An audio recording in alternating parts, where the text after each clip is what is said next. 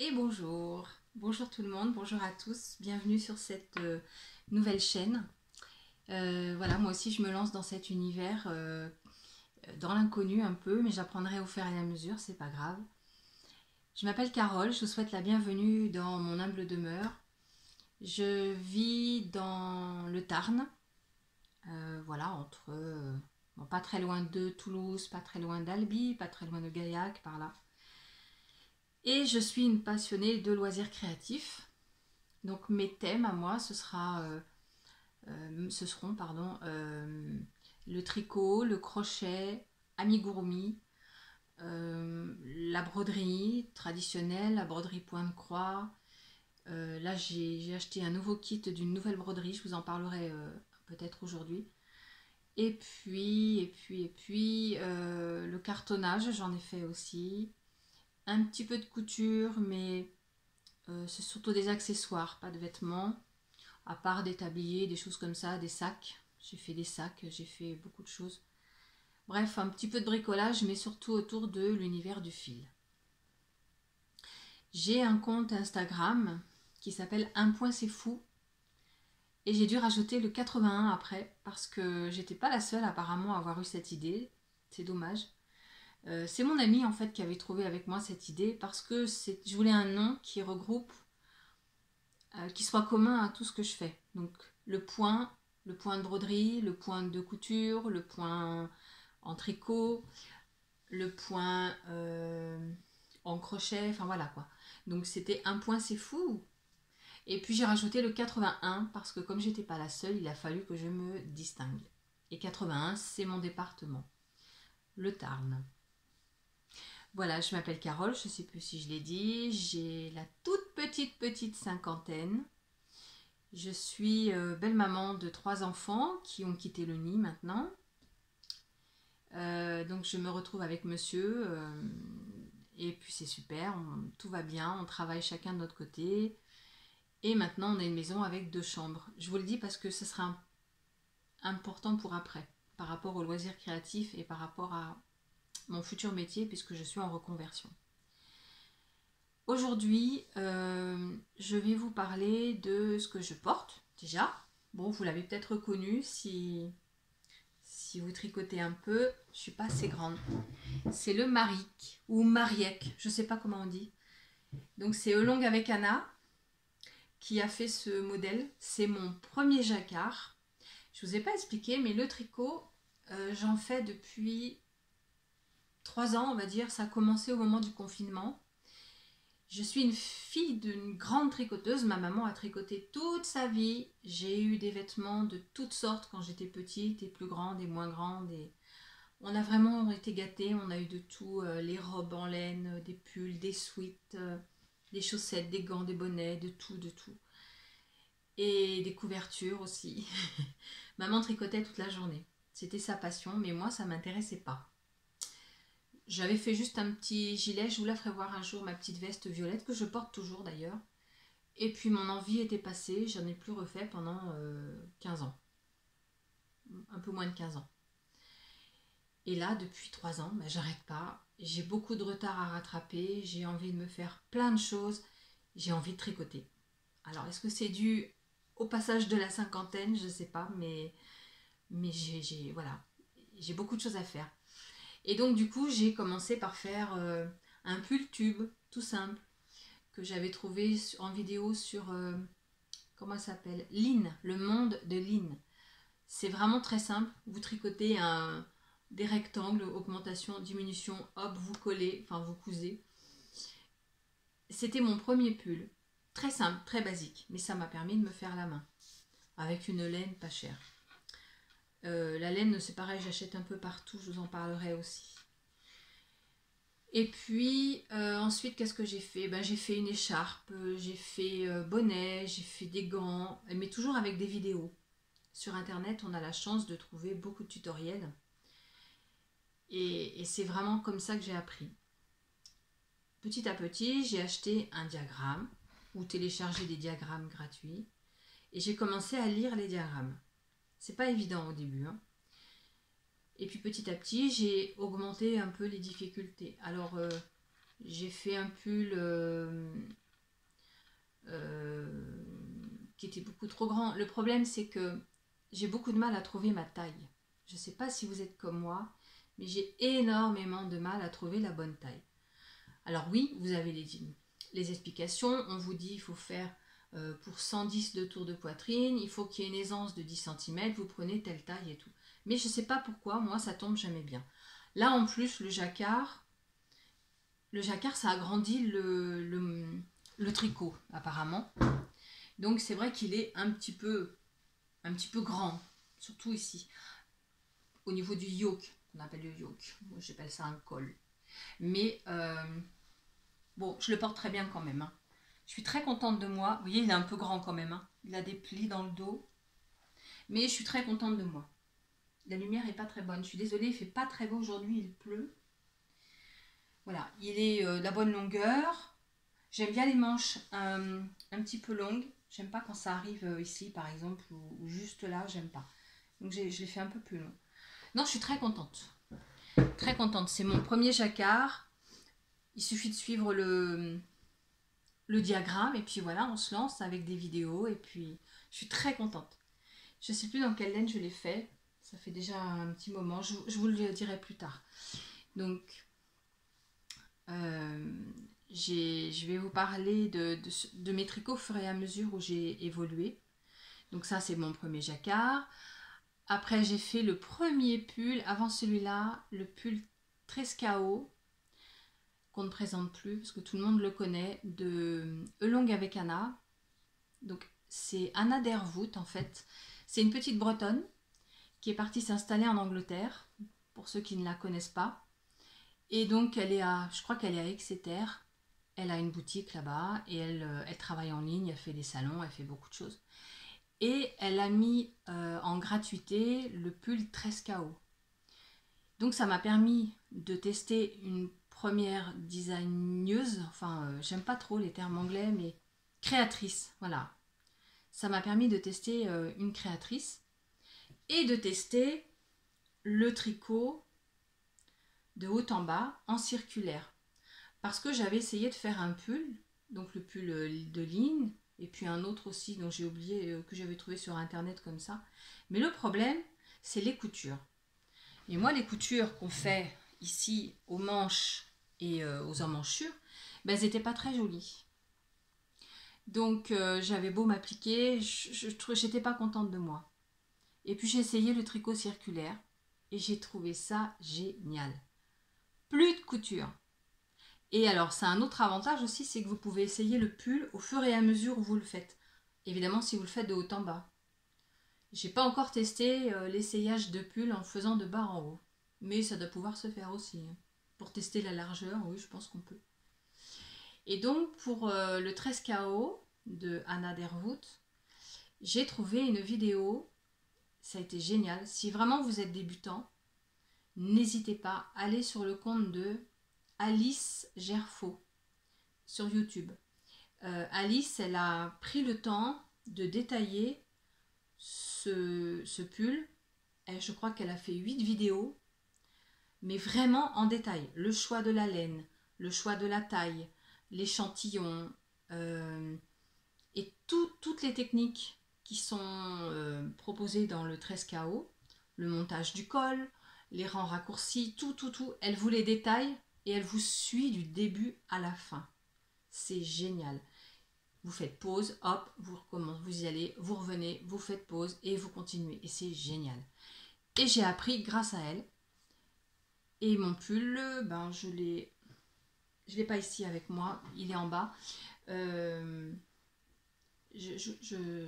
vais essayer de mettre une petite photo après.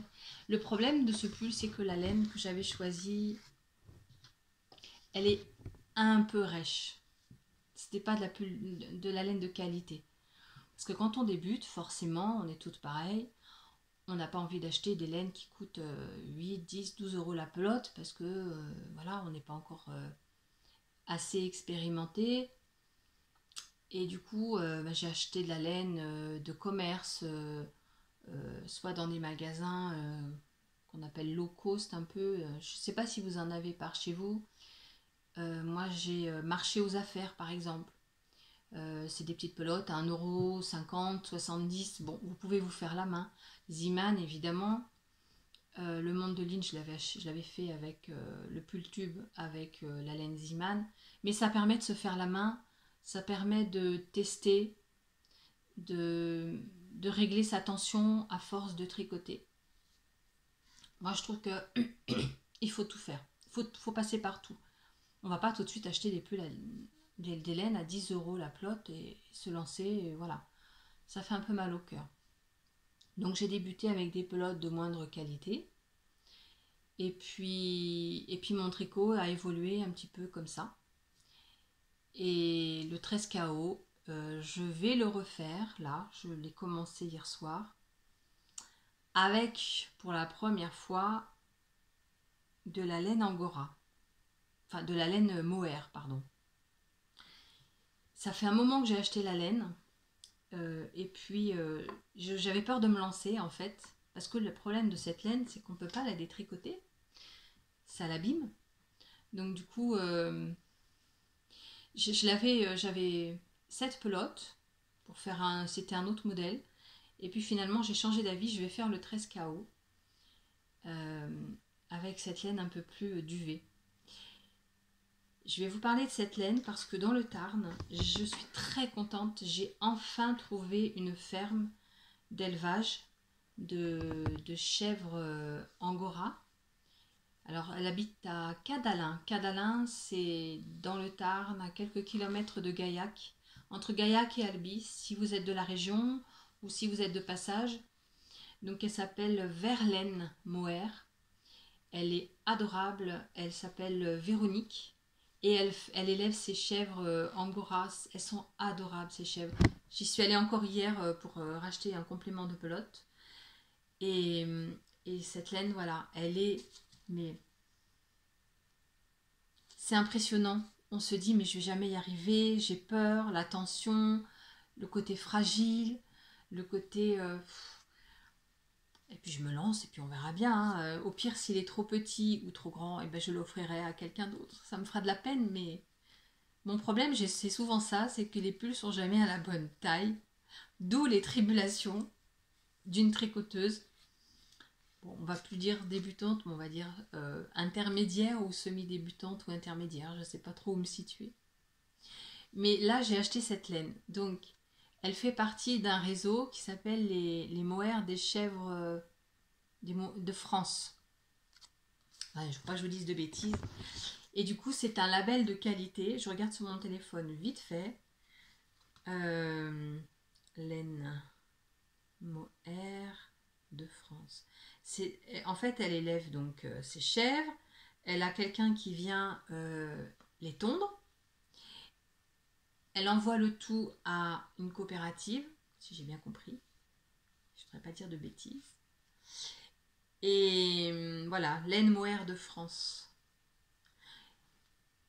Et elle reçoit la laine qui a été nettoyée, qui a été filée, éteintée. Et voilà ces belles pelotes.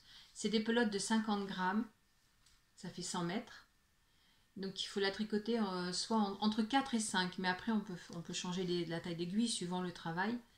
J'en ai parlé avec elle hier justement. Elle a fait des petits accessoires puisqu'elle va faire le marché de Noël à d'Albi prochainement. Elle a fait bonnet, elle a fait des magnifiques châles, des caches, enfin des choses magnifiques, des écharpes, elle fait des, je sais pas si elle fait des gants ou des mitaines. Et suivant la grosseur de l'aiguille, vous avez un travail différent. C'est superbe. Moi, ça va être une première et je vais le faire en 5. Et donc voilà, les laines mohair de France. Donc c'est du chevreau. Je les ai pris dans mes bras quand ils étaient plus bébés au printemps et tout. C'est mignon, c'est doux, ça se laisse faire, c'est génial.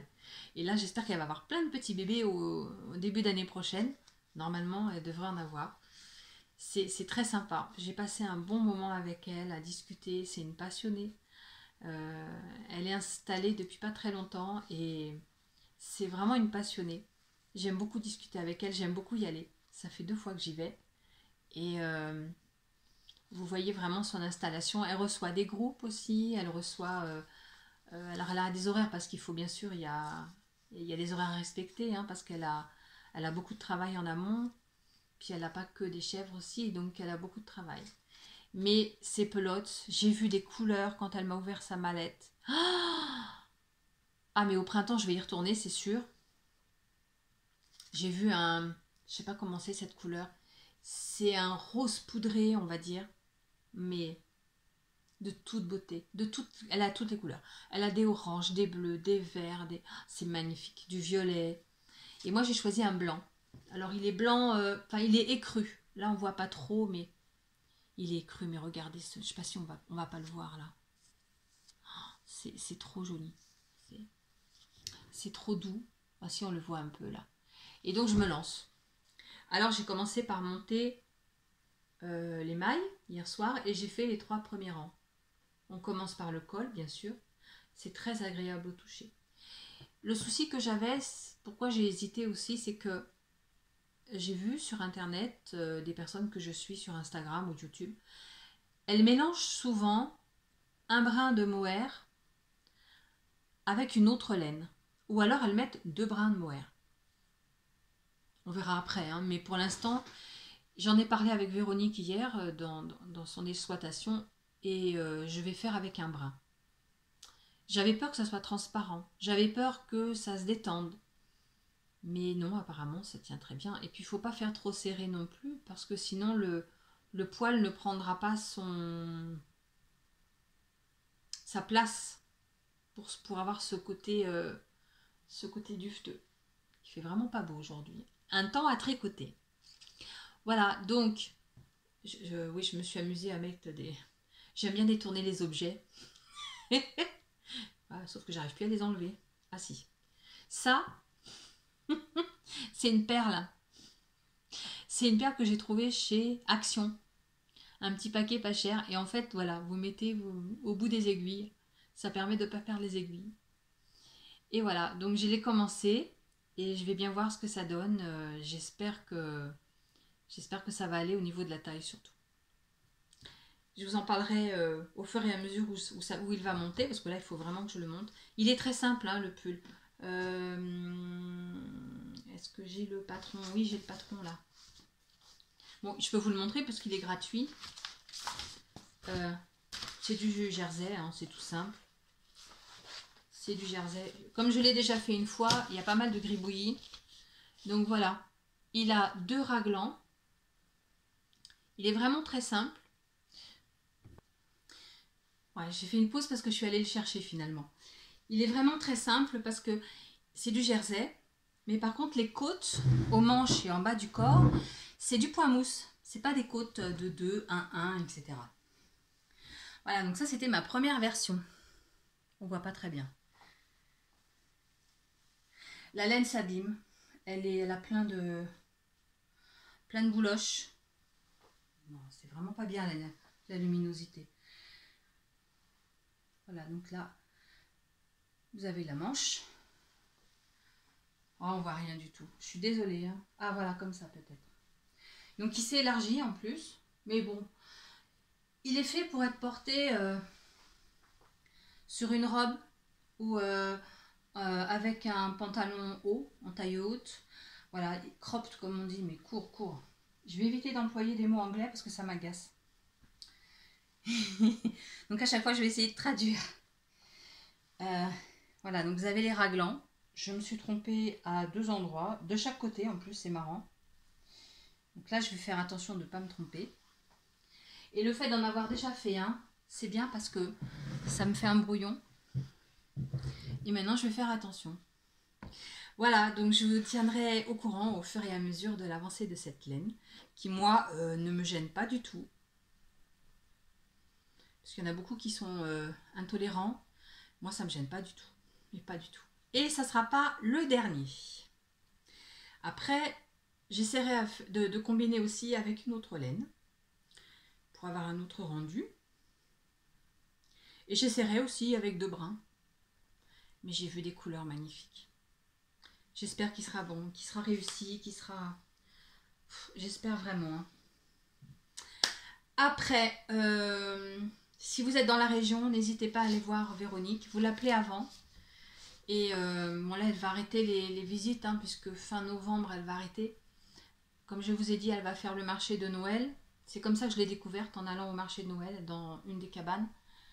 Où j'ai acheté 2 pelotes de laine pour faire un bonnet que je n'ai jamais fait.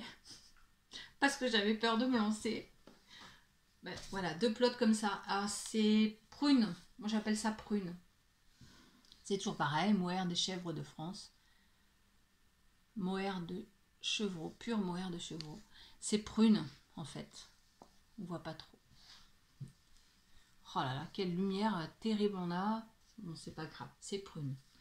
Et il faut que je le fasse. Il faut que je fasse ce bonnet. Et donc après, je l'ai découverte et je suis allée dans son exploitation. Voilà, donc elle explique très très bien l'échantillon, la laine, les aiguilles, le matériel, tout. Bon, il y a un peu de gribouillis, hein, parce que j'ai pas mal travaillé dessus, vous voyez. Tout est expliqué. Et puis je vous dis, allez voir la vidéo de Alice Gerfaux. Et vous le faites en même temps qu'elle et c'est... Voilà. J'ai pas imprimé la première page parce que ça sert pas à grand chose. J'imprime les explications et je les mets dans un classeur après pour la fois d'après. Voilà, ça c'est mon projet en cours que j'ai commencé hier soir et que j'ai hâte de continuer. Un autre projet que j'ai en cours aussi, alors là vous allez voir les déboires de Carole. C'est un pull de qui est très connu aussi, Camille Déco. Enfin Camille Décoto, mais sur Instagram c'est Camille Déco. C'est une québécoise, hein, il me semble. C'est le Alaska. Alors Alaska c'est un pull qui se tricote aussi en circulaire, de haut en bas. Moi je l'ai fait dans, on va dire Parme, voilà, avec des petits sapins en bas du corps et en bas de la manche. Et je suis à court de laine. Je vais vous expliquer pourquoi.